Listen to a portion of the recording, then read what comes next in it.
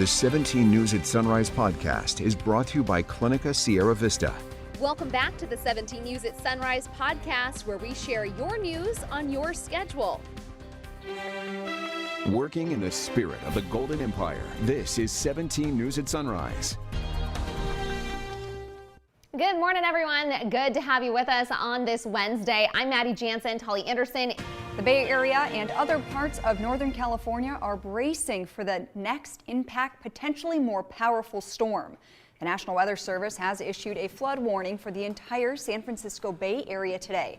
Officials are encouraging residents who plan to hunker down and wait the storm out to load up on sandbags. They are also asking members of the community to stay inside unless they absolutely need to leave their home. And the city says it anticipates mudslides, falling trees, and street flooding. All right, making news around the nation, we are entering a second day of voting for a Speaker of the House after a historic day in our nation's capital. Yesterday, Kevin McCarthy fell short of the votes needed to get the role. The House voted 3 times, the first time in a century it has taken multiple ballots to elect a Speaker. 17's Maddie Gannon is in Washington, D.C. covering it all and has more. We weren't expecting the first vote to be smooth sailing. We've known for weeks now that 5 conservative House Republicans have been vowing to vote against McCarthy. But the opposition we saw on the House floor was far greater than what most were expecting. I don't have a problem getting a record for the most votes for Speaker, too. On Tuesday, Bakersfield Congressman Kevin McCarthy taking his second bid for Speaker of the House all the way to the floor. McCarthy. But weeks of turmoil around McCarthy's potential speakership materialized in the lower chamber, with the House casting 3 votes before adjourning, and McCarthy facing even more opposition than previously known. The most talented, hardest working member of the Republican conference, who just gave a speech with more vision than we have ever heard from the alternative, I'm nominating Jim Jordan. On the first 2 ballots, 19 Republicans voted for a member other than McCarthy. On the third, the number grew to 20, with detractors rallying behind Ohio Representative Jim Jordan, despite Jordan's continued support of McCarthy. For what purpose does the gentleman from Ohio seek recognition? I rise to nominate Kevin McCarthy for Speaker of the House. McCarthy can only afford to lose 4 votes if all members vote for someone by name. Despite the vocal opposition, a strong majority of the House Republican Conference supports McCarthy and is pledging to vote for him as long as it takes. A speaker has not been elected. McCarthy will get there. He's going to get there. We will not vote for anyone else but McCarthy. For his part, McCarthy is vowing to stay in the race. Is there anybody in the conference that can win? Okay, I don't think that's there. So we can go round and round. It'll either turn out that someone will make a mistake and elect a Democrat, or we're going to find a way to work together to be able to govern. The House will pick up voting again Wednesday at noon. At the Capitol, Maddie Gannon, 17 News. Maddie Gannon and Alex Fisher spent months looking back on McCarthy's career, speaking with people who know him and worked with him at every stage of his life. Last night, we aired an hour-long documentary on his rise to power. I talked with Assembly GOP leader Kevin McCarthy about that today. Power, raising money, raising more power. It was a relationship that Kevin figured out very early. I have a long history in the Republican Party, a proud history within the Republican Party. Kevin was the political person who was different than what the Valley had seen, what we had all seen. I'm joined now by the new Congressman. Congratulations to you, sir. Well, thank you very much. It didn't take a great deal of time to realize that Kevin McCarthy stood out among his peers. He was the deputy whip. He was the whip. He was the minority leader. He was the majority leader. He has literally covered all of the bases. He has a fundraising network that rivals presidential candidates. Hometowns, names of their family, wife, kids.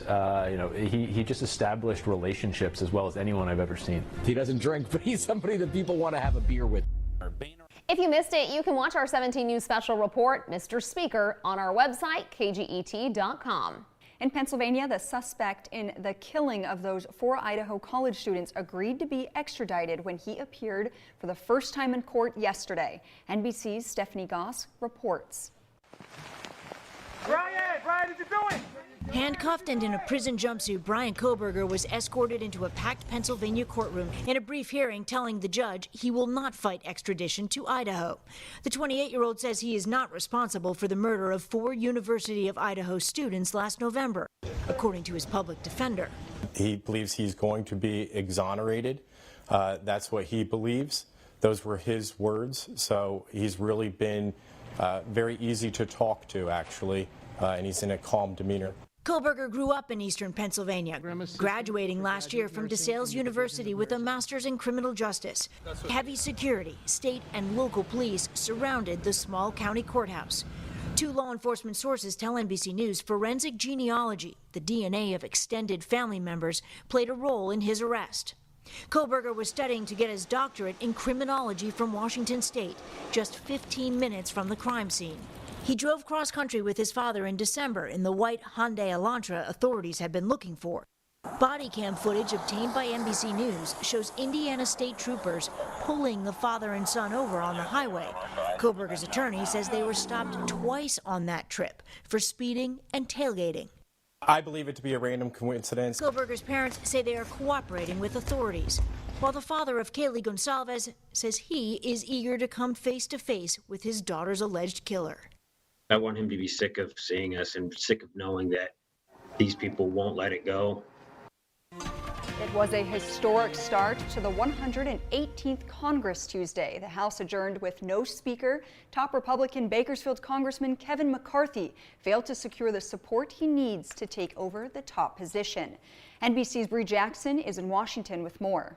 The House stands adjourned until a chaotic kickoff to the new Congress. A speaker has not been elected. Kevin McCarthy failing to receive enough votes on the first day to become House Speaker, marking the first time that's happened in 100 years. This is a healthy debate. It might not happen on the day we want it, but it's going to happen. As one who loves this institution, I think it's a sad day.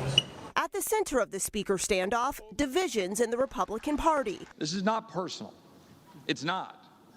This is about the future of the country. At this point, it seems to just be pure obstructionism, and what's so frustrating is the goalpost seems to keep moving. McCarthy offering concessions ranging from prime committee seats to rule changes, but it still may not be enough to persuade naysayers. They've got the leverage now to extract more pounds of flesh that I just don't see Kevin has on his hide at the moment. Republicans hold the majority, yet it was Hakeem Jeffries, the top Democrat in the House, receiving more votes than McCarthy for much of the day. We are looking for a willing partner to solve problems for the American people, not save the Republicans from their dysfunction. McCarthy remains determined to take over the Speaker's gavel. But at the end of the day, all this that we go through will make us stronger in the long run. House members returning for a second day of votes at noon today.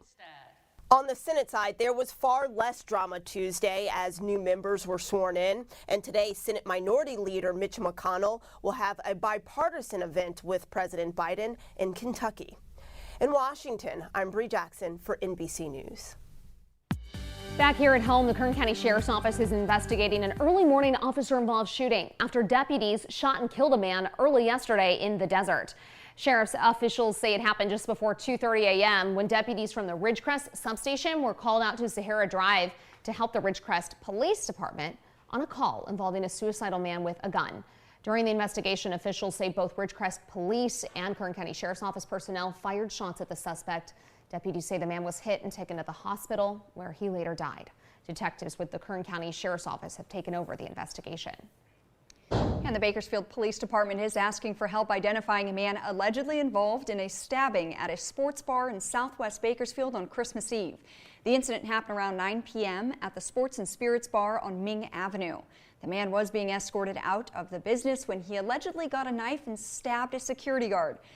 The suspect then left in a white sedan. He is described as being in his 20s, 5 feet 7 inches tall, 130 pounds, with a slim build. The security guard was left with non-life-threatening injuries, but anyone with information regarding this incident is asked to call BPD at 327-7111. The 17 News at Sunrise podcast is a production of KGET and Nexstar Media Group. For more on all of the headlines in today's show, head to kget.com.